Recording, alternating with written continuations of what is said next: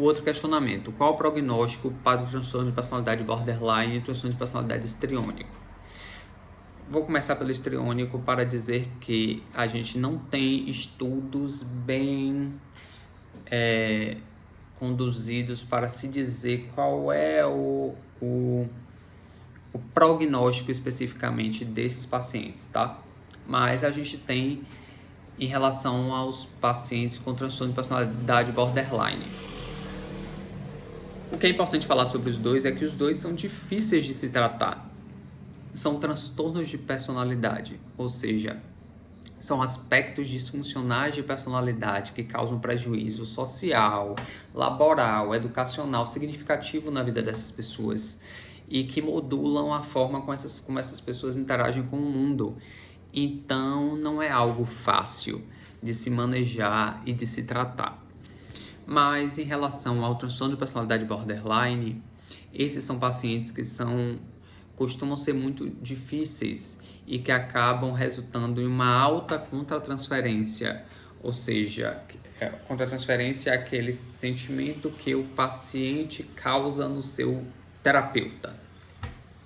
Então, talvez por isso, é muito comum a sensação do niilismo terapêutico, aquela sensação de que o terapeuta, que o psiquiatra não consegue tratar esses pacientes, porque esses pacientes são graves, porque esses pacientes recorrem em seus comportamentos de automutilação ou de suicídio. Esses pacientes às vezes passam períodos de lua de mel em que eles estão ótimos, depois começam a instabilizar de novo, e isso pode ser muito desgastante para o terapeuta, para o psiquiatra, que está acostumado, de certo modo, ou talvez haja uma expectativa muito grande da sensação de que vou curar completamente essa pessoa e essa pessoa vai ficar bem.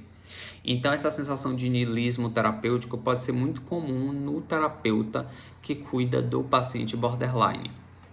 Mas a boa notícia é que os estudos mostram que, com o passar dos anos, esses pacientes vão deixando de cumprir critério para o transtorno. Então, em 10 anos do diagnóstico, a maioria deles já não tem sintoma suficiente para cumprir o diagnóstico, é lógico.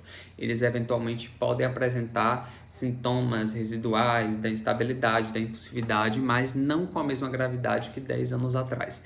É lógico que 10 anos não é um ano, não é um mês, que talvez a gente esperaria para um tratamento, mas isso mostra que assim, é um tipo de investimento que é importante nesses pacientes, porque esses pacientes, uma vez que vocês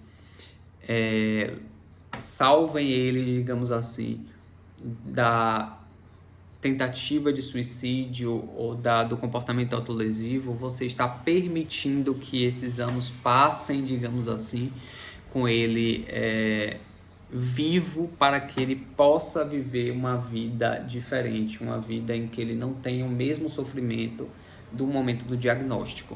Então é importante que o terapeuta que acompanha o paciente borderline também trabalhe o tempo todo suas expectativas e trabalhem assim a energia para, mesmo após os períodos de instabilidade, continuar tentando, investindo naquele paciente.